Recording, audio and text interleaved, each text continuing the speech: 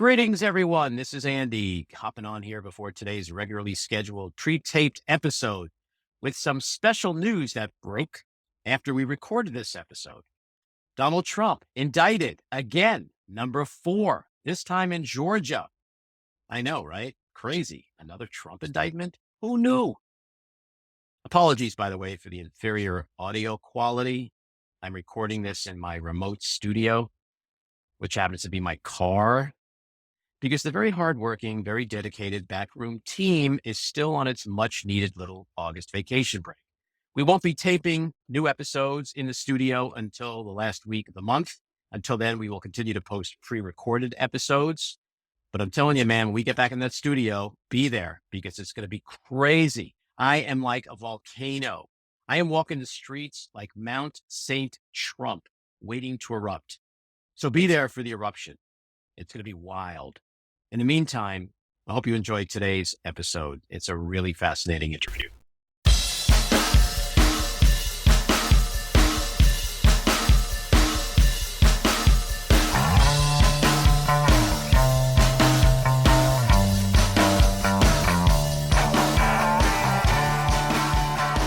Hey, everybody. Welcome into the back room. I'm Andy Ostroy.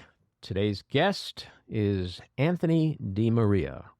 He is the nephew of Jay Sebring, who was one of the victims in the Manson murders in 1969. This is a fascinating conversation, and we will bring out Anthony in a second. But first, thanks for tuning in today. We appreciate you listening, and we'd love to hear your comments. So email us at backroomandy@gmail.com, and we'll read a few next time. And if you like the podcast, please follow or subscribe to be notified every time we post a new episode. Okay, Anthony DiMaria. He is an actor, director, and producer. His New York theater affiliations include Circle Rep Lab, Actor Studio, and the Barrow Group. His recent film and TV credits are Woody Allen's Cafe Society, Ray Donovan, The Leftovers, John from Cincinnati, Deadwood, Disney's Pixel Perfect, CSI, and The Sopranos.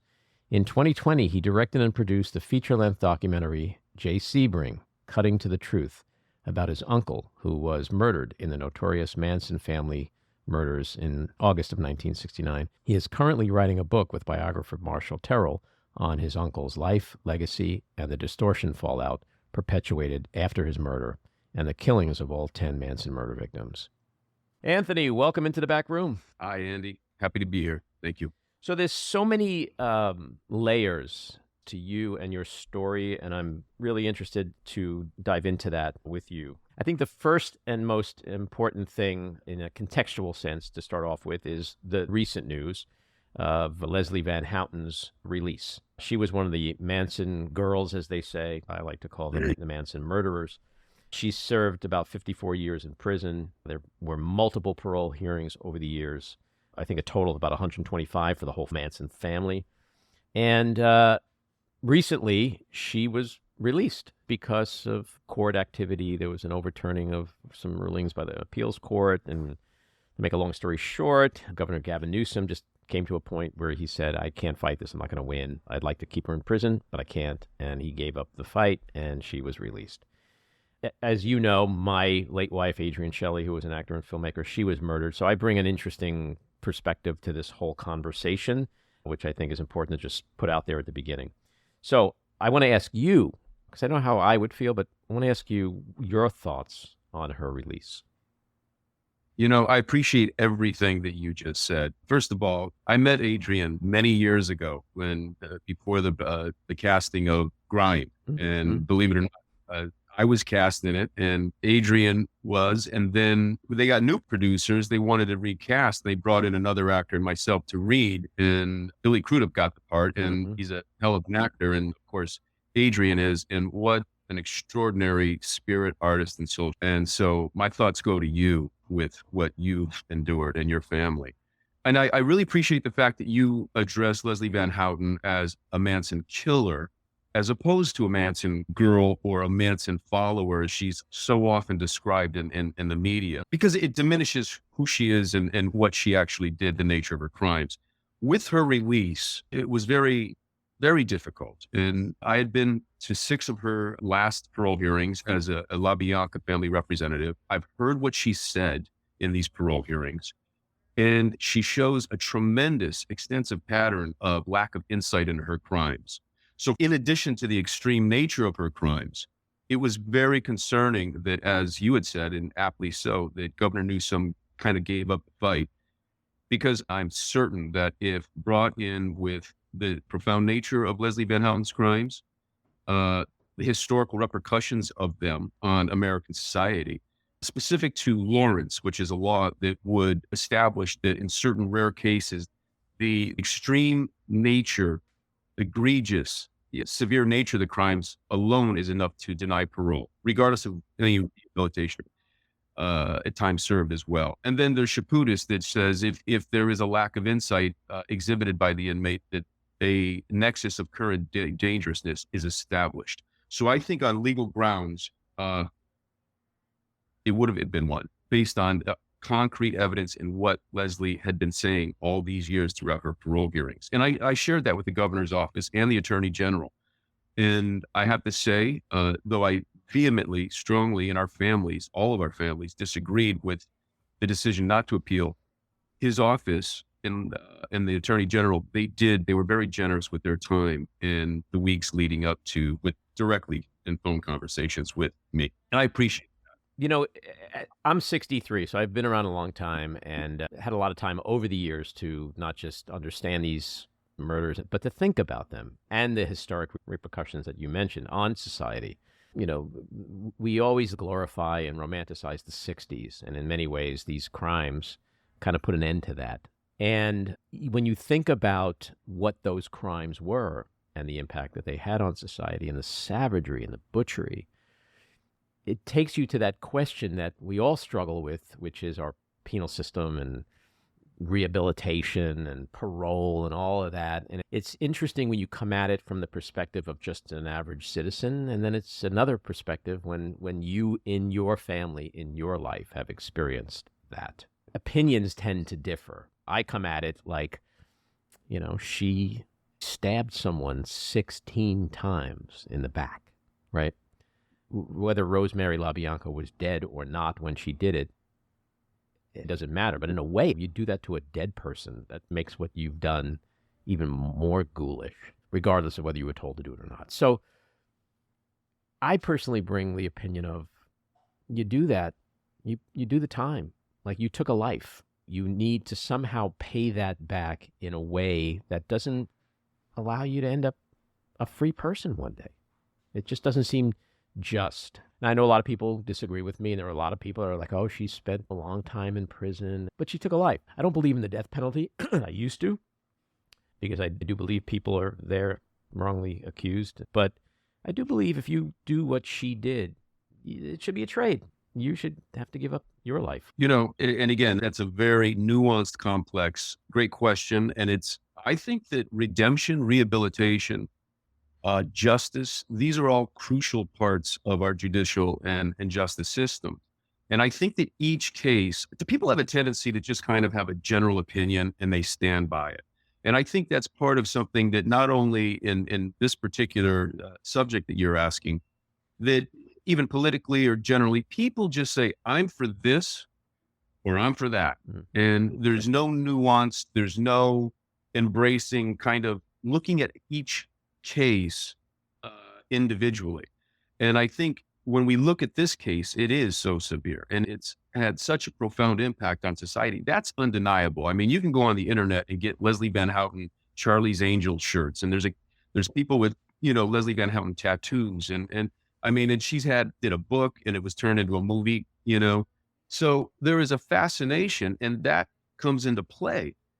And so I really appreciate that, you know, I believe in the death penalty. And I also believe if each state doesn't have it, that's fine. You know, I believe the states determine that. I also feel that there needs to be a very definitive DNA, you know, it has to be very compelling proof. And so it's a very complex issue.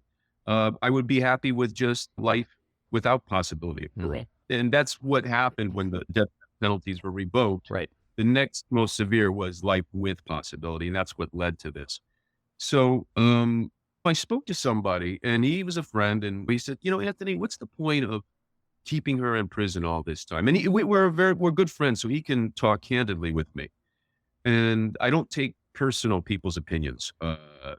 So he said, she spent all this time in prison, 53 years, and it's all this money and blah, blah, blah. So I described what she did. And then I described the butcher knife and the carving fork and the word war carved in the abdomen of Leno. And people will say, well, she only killed Rosemary. No, she was convicted of killing 2 people. And when she held Rosemary hostage and restrained her arms, she was just as complicit in that murder. That's just as fatal as plunging a butcher knife through the thorax of Leno LaBianca. And, these are real things. And when I started to tell him the details of the crime, he started wincing and he said, you know what, Anthony, I don't need to hear this. And I respectfully didn't continue, but I kind of wanted to say, you have a kind of cavalier attitude in all this. And so when faced with the actual gruesome facts, he couldn't take it. He asked me to stop talking about it. And people think, well, she spent 53 years in prison. Well, I would posit, I would take 53 years in prison over 54 years in a coffin and eternity in a coffin. And that's beyond how horribly they suffered in the last moments of their lives. Yeah. Adrian was 40 when she was murdered, and her killer will be 40 something when he's released, a free man, to live the rest of his life. And she suffered a horrible, brutal death.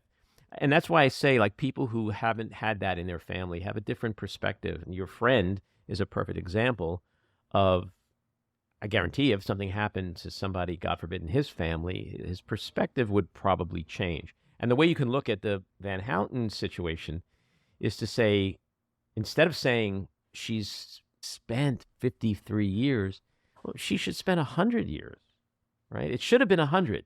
53 is not the default. The default should have been life. And so when someone says she spent 53 years in prison, it's really implying like, oh, that's more than she should have. She deserves to be out. Why does she deserve to be out? People will say, oh, she was 19, she was on drugs, she was this, she was that, came from a broken home, blah, blah, blah, whatever the excuse was. So yeah, that person who is capable of being mind controlled that way, can we say with absolute certainty that if this woman was put in some kind of complicated situation today where she got angry or frustrated or disillusioned and someone else came along, that she wouldn't do something else? I can't say that that wouldn't happen, because to me, there's a predisposition there. And to say she was 19 or this and that, that's just excuses. So you were little. You were like 3 or 4 years old when your Uncle Jay died? Exactly. I was 3 years old, and I was born in Las Vegas, and my parents moved there in 65 from Detroit. And so Jay would come out and visit our family, from time to time. He did a lot of work at the Sands on Jack and Trotter, the director of entertainment, and also the entire Rat Pack. So he was working and commuting, going back and forth. As a matter of fact, when my mother was pregnant with me, Jay and Sharon were engaged, and they came to the house, and Sharon, my mom, was expecting. So Sharon bought her a beautiful like poncho that was comfortable. But to your question, I remember anyone who knew Jay, he was dynamic. He had a charisma that even people as charismatic as McQueen and Newman and Sinatra, that they gravitated towards him on a level that was not just like a person performing a service for them.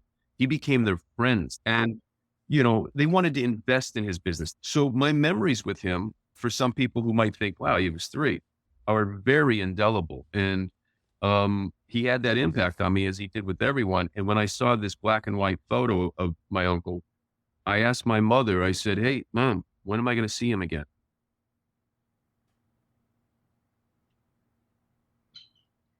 And she said, because I saw a look in her eyes that no kid should ever see their mother.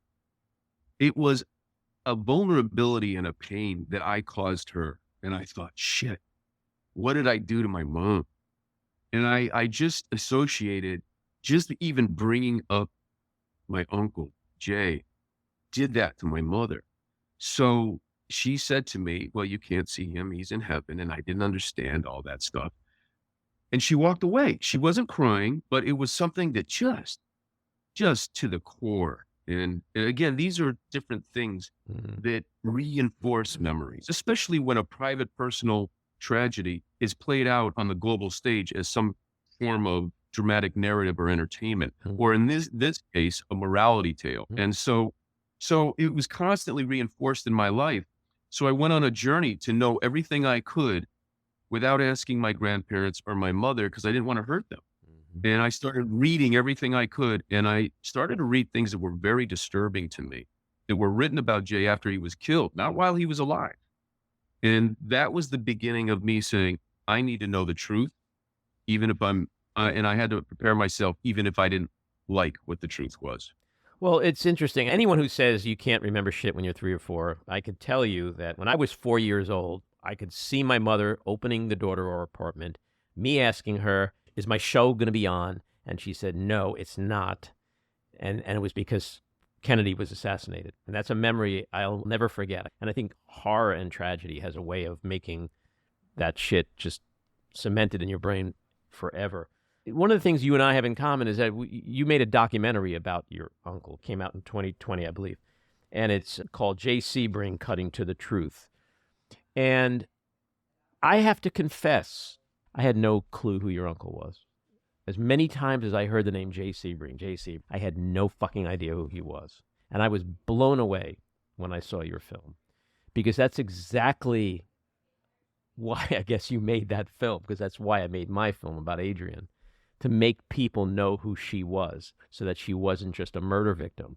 And I feel bad that for all of these years, I just thought of your uncle as a murder victim until I saw the film and understood what a fucking stud he was, what an incredibly brilliant entrepreneur he was, the influence that he had on people, how he changed the whole concept of hair design for men and the industry, the $20 billion industry it's become.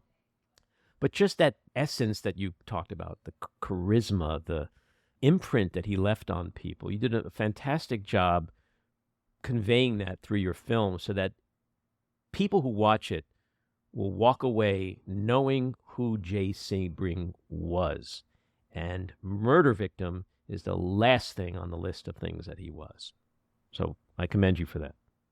Well, and I saw your film and I thought beautifully done. And as you know, there's something to be said. I mean, these are like life mission endeavors. You know, when I read that Jay was a drug addict and a drug dealer, I was like, how can that be? You know, I read in Time magazine that he was racist. That's not in our family. And I thought, why? So I had to know the truth. And then when I saw that his shop was not only his clients, but his staff was completely integrated, all kinds of people. When I saw the autopsy, that there was no drugs in his system, even though, like everybody in the 60s, you know, he enjoyed recreational drug use without a doubt, but he wasn't some of these things. And I thought, I need to know what Jay did in the last moments of his life. And as I got to know the DAs in over 24 parole hearings over several decades, I became friendly with them and I really appreciated them. And I was able to look through the testimony and I found out a story that Bugliosi didn't put in his book. And I thought, holy shit,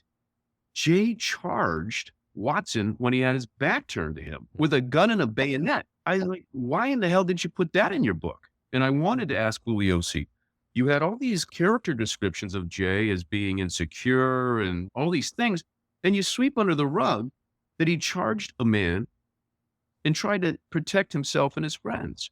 So these were all red flags that I thought, not only is this not adding up what's written about the Jay Sebring portrayed after death, it certainly wasn't anything of the man who lived.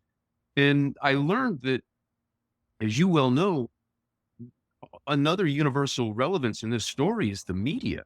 And I don't want to disparage the media overall, but what is it about some facets of exploitative, sensationalistic media, which unfortunately is a very significant portion, that wants to shape these things in a narrative that they feel is conducive for packaging and selling shit for consumption. And if you do that, it can't be hot and steaming. It has to be, smells good, looks good. And then the consumers can say, ooh, I want that. And so if you have beautiful, successful people stricken down in their prime, you know, we can make them a little lurid and a little complicit into their own demise.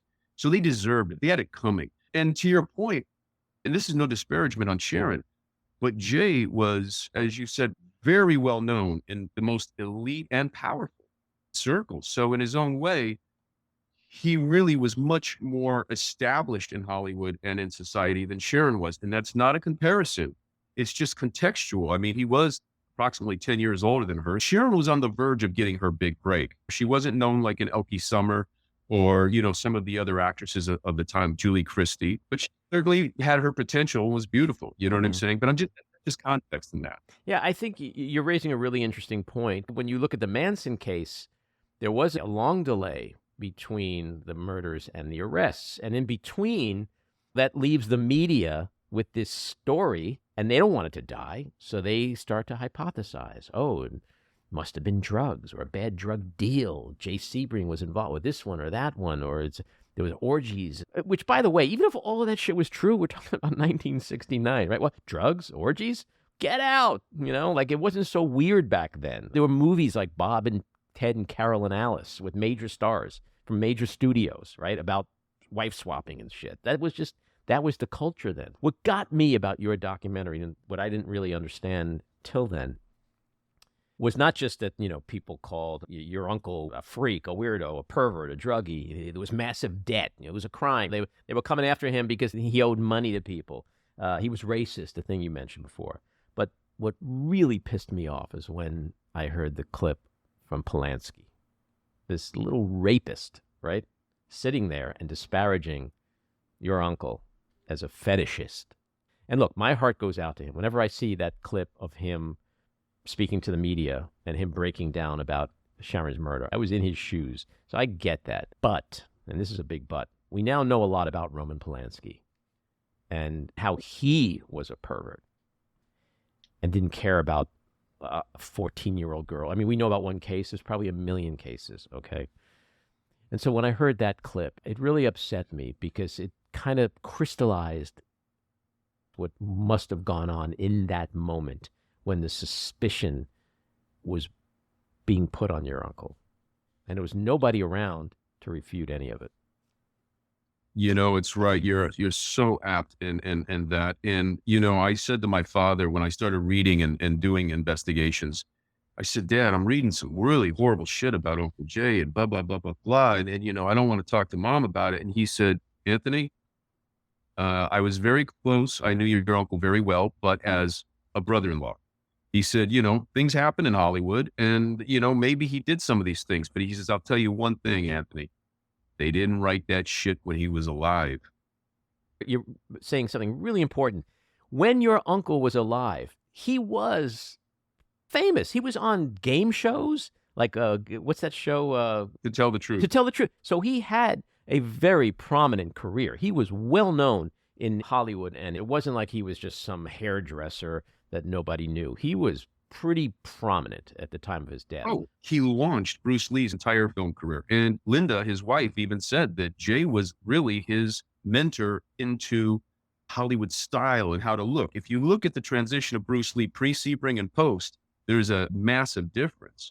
And that doesn't take anything away from Bruce. Jay opened the door and Bruce excelled in spades. But when you get into like some of the lurid details of Jay being kinky, it's interesting for such a guy that is such a creep as Bugliosi also, and he sure was in no shortage of beautiful women wanting to spend a lot of time with him. So whatever he was doing, it seemed to be working for him. In terms of the debt, he was putting all his money back into his business to expand nationally. He created the first organic, complete hairline. He was paying chemists to do these things, and he introduced it 8-9 years before Vidal Sassoon did. So he was planning on expanding. So all these lurid things were coming up because it fit the narrative of this kind of guy who had a secret life that caused him to be killed.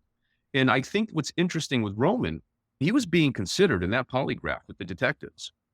And Roman may or may not have known, but the detectives did know that a rope was over the beam tied from Jay's neck, which was tied around his neck after he was killed, and then to Sharon's neck. So when he started talking about the fetishist stuff, it's kind of interesting that suddenly there's these stories coming out in publications within 2 weeks after the murders.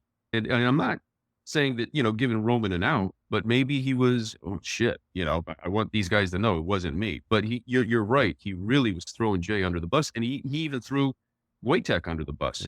When I said earlier about the 60s ending with these crimes, I think, the mood at the time, especially in LA, especially among the wealthy, especially among the Hollywood elite, life was pretty damn good in 69, right? It was party time. Then all of a sudden, 6 people, was it 5 or 6? Yeah, at the house, it was Stephen Parent and Abigail Folger, Wojtek Rakowski, Sharon, and Jay. But I always say in the parole hearings, 6 people, because under law at that time, they didn't include the baby, Sharon's baby, which Right. is astounding to me. Right. And under today's law, that would have been a capital offense alone. So all 3 of them would have been put to death, just because of that. Right. So you have these people partying in their house, having a nice time, and then there's gruesome brutality and murder. And it freaked people out. I guess no one would I wouldn't want to believe that, oh my God, I could just be sitting in my house and this can happen to me now. We got to find some answer that makes sense, that's going to make us feel safe. It's not like there are lunatics out there. It's because Jay owed a lot of money or this or that or whatever. And that's why it's so important that you made your film, because even though it's decades later, it sets the record straight. Mm-hmm. It's a great point, because there's a number of things on that. But I read everything I could. I did research at USC when I was going to school there. I just did everything. And then I was living in New York, and a book came out, a Greg King book, and there was a whole chapter entitled Jay. And I read it.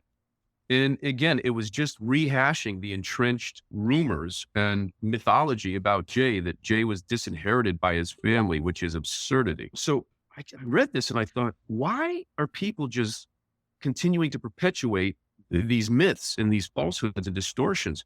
Well, a girlfriend of mine who was working at Condé Nast, and she said, Dominic Dunn's doing an article on your uncle in Vanity Fair, and it's coming out next month. And I said, no, you mean about the murders? And she said, no, it's really about your Uncle Jay. And I said, I want to see it now. So I shot over to Condé Nast and I read the article and I went, holy shit, this is somebody who knows the real story. So I was also close with a friend of mine, and her parents were very close with Dominic Dunn. And I asked if I could contact him regarding the article.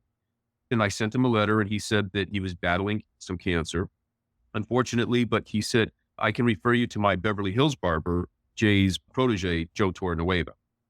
And so I started interviewing and talking to people and taking notes, because I always wanted Jay's story to be told. I always wanted to just know the truth. And that was the seminal point where I went full throttle. That's when I began my hard interview process, meeting people from Detroit, Beverly Hills, New York, everywhere. How long did it take you to make the film?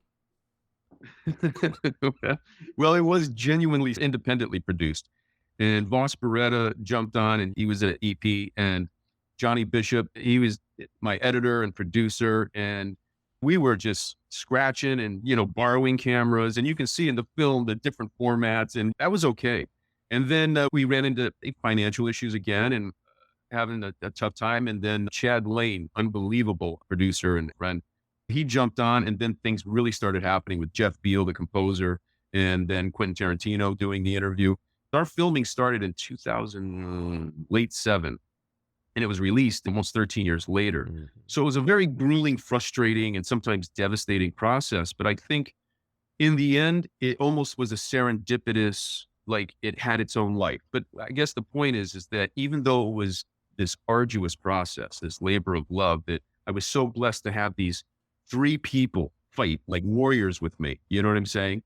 But I actually kind of was researching Jay's life my entire life, if that makes sense. I decided that I was going to actually tell his story. I thought initially it was going to be a screenplay. And so I was doing it in that way.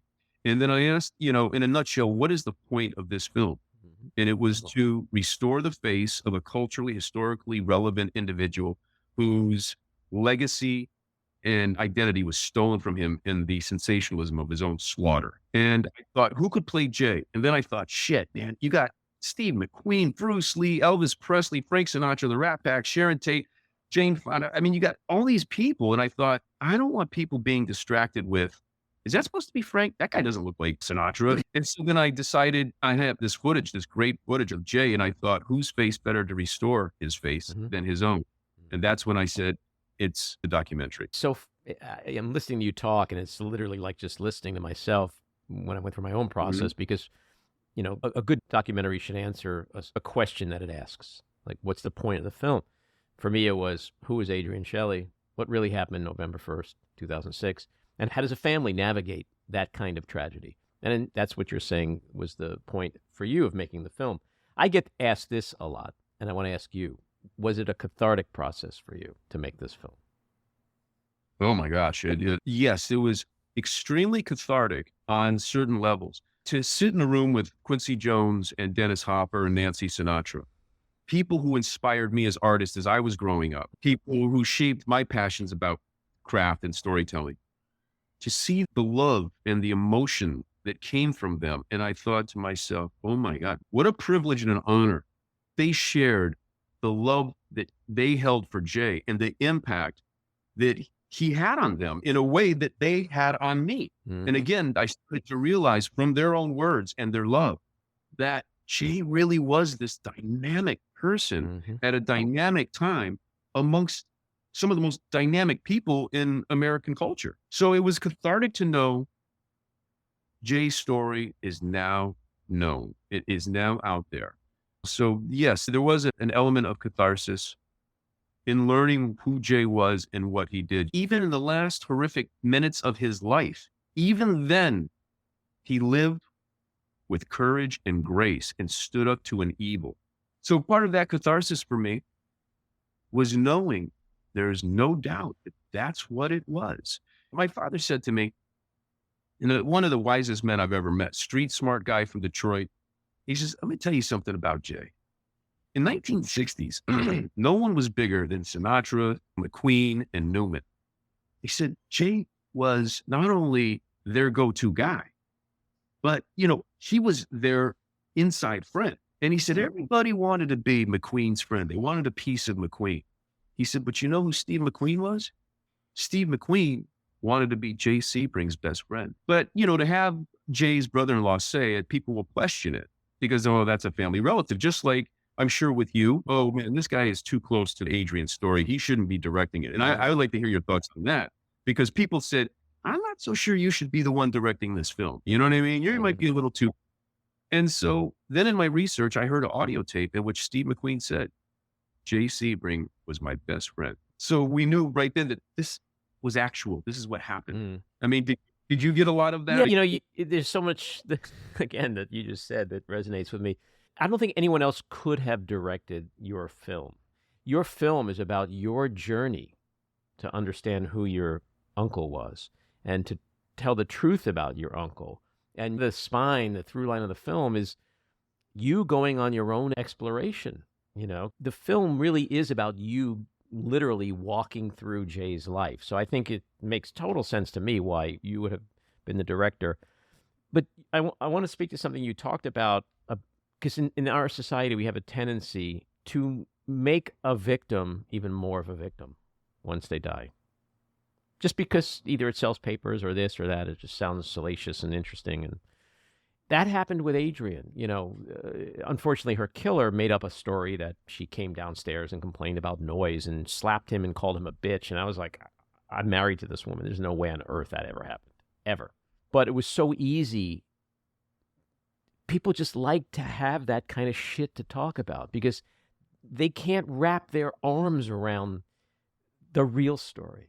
Because the real story is really ugly and scary. It's like, wait, some amazing human being was just in her office and somebody comes in and kills them? I can't handle that. Some guy like Jay Sebring, who's just having a nice, quiet night with friends, gets killed in this big mansion in LA. I can't accept that.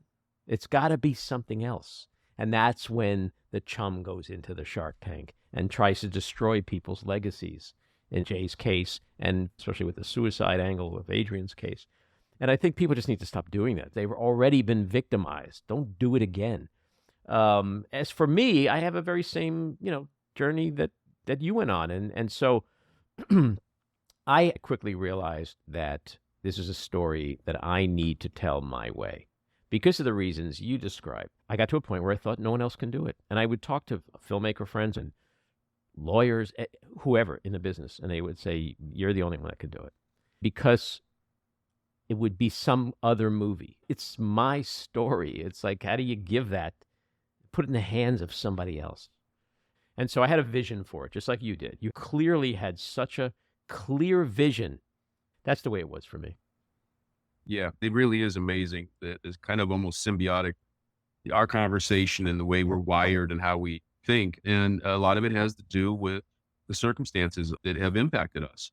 And nothing was going to derail me. And clearly nothing was going to derail you from your mission or Adrian.